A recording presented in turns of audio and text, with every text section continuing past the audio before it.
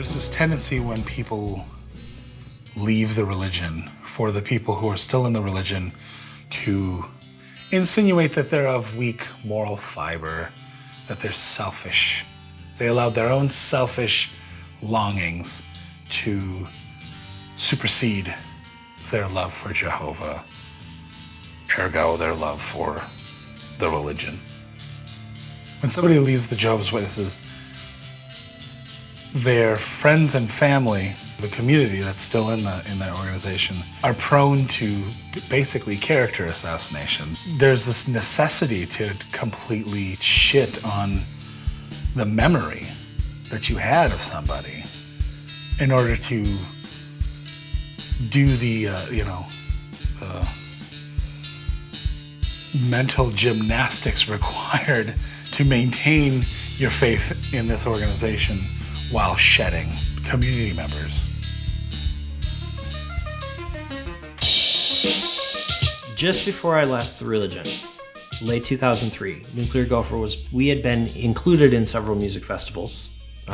October Ridge multiple times, Amazing Fruit out in Chicago, and we had played lots and lots of shows of our own, right?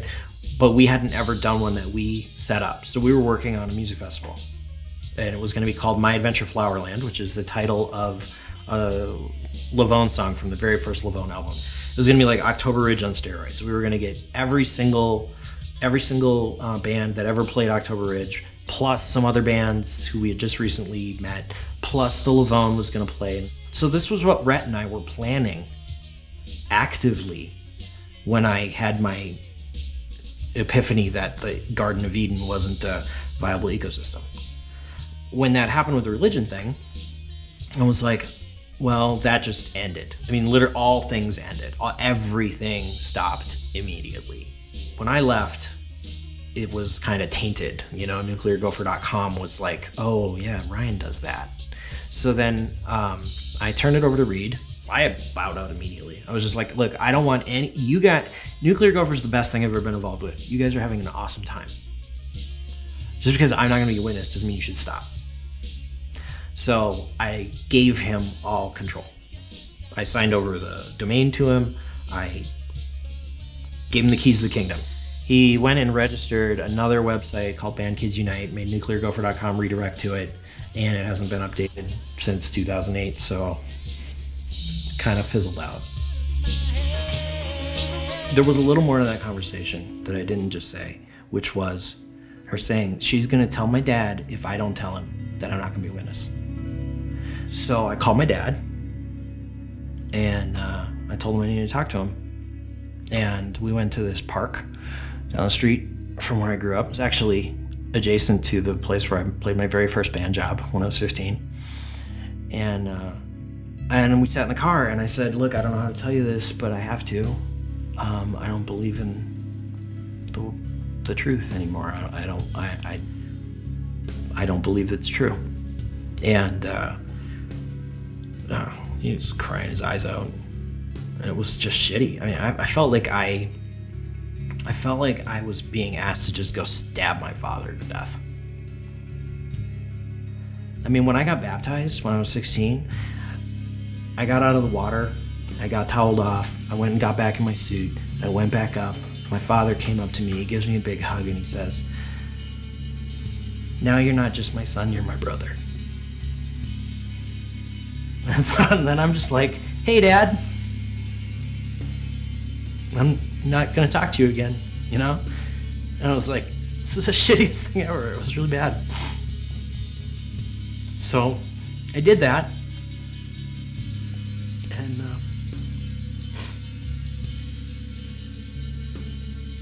yeah, everything changed immediately. There wasn't really any intermediate time. It just kind of, everything just changed. Ryan was vilified. Ryan was just the most selfish, sex-obsessed, just quirky, weirdo asshole. And, I remember people saying that, and I'm like, the hell are you getting this? Like, this person is quirky. That's the only thing that he was, that we're all quirky, That's why we were drawn to each other. Even while in, I vaguely remember just being kind of heartbroken. It's like, oh, we're shitting on these people now? Oh, okay, I guess that's what we gotta do. They didn't love Jehovah very much, so they can't be, very good people.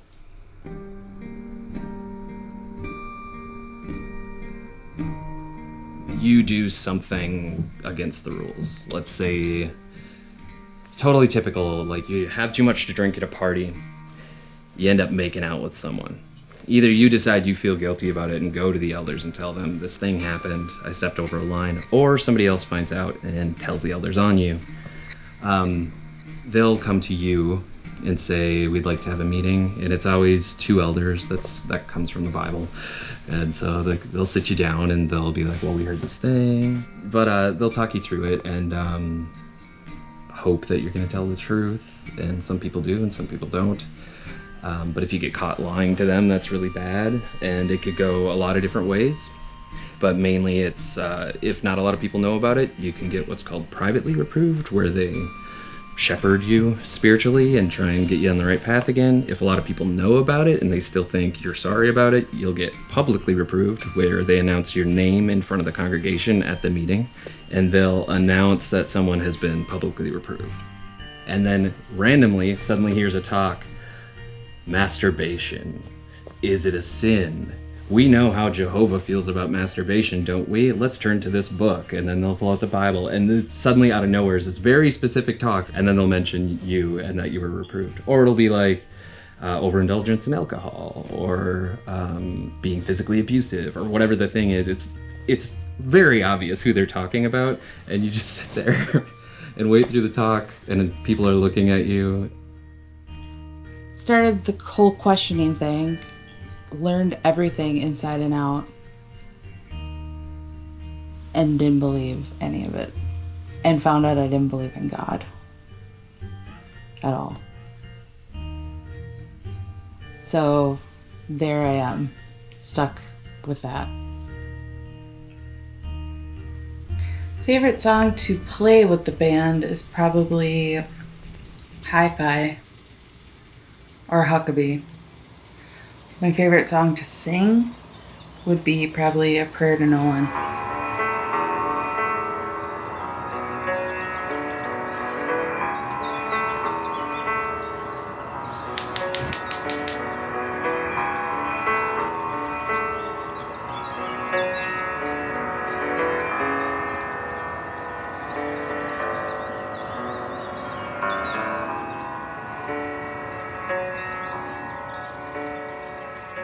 After I realized that I didn't believe it, I kind of just went along with it for another year or 2.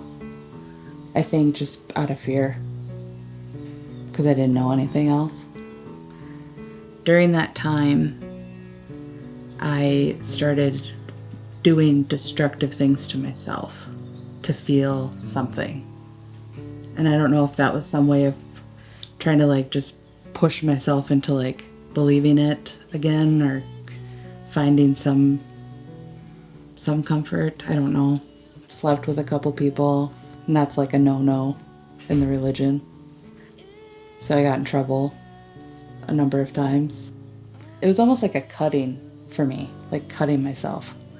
I'm gonna go do this thing that I know I'm not supposed to do to make myself feel free or better, and then I'm gonna go back and tell on myself and get a punishment. And then I would sit in the elders meetings. They asked what we did, did you go out on a date? Did you start the conversation, initiate you guys hanging out, which I did. Where did you go? Who else was there? Did anyone else, as far as your witness friends, know that you're meeting this person? I lied. Did you go to his house? Did you go to a hotel? Were his parents home? Or did he live on his own? How did it start? Did you start it? Where did he touch you? Where'd you touch him? Did you have sex? How long did it go for? I was asked if I had an orgasm. like really detailed, like extremely. And you know, for a girl, first sexual experience, having to like talk to 3 men about it and like be punished over it. Now I'm horrified, you know, but it was scary. I felt weird, very weird about it. And once I went through all the details, you're sent out of the room. They talk. They call you back in. They tell you what's going to happen. So I was sent out of the room, probably 15, 20 minutes. Came back in. And they said, well, because there weren't any other witnesses that knew about this, and because you're repentant, you came to us, we're going to privately reprove you. During that time period is when I started to really think about taking off, leaving the religion. I could never replace you. I'd never try. Nothing will ever erase you.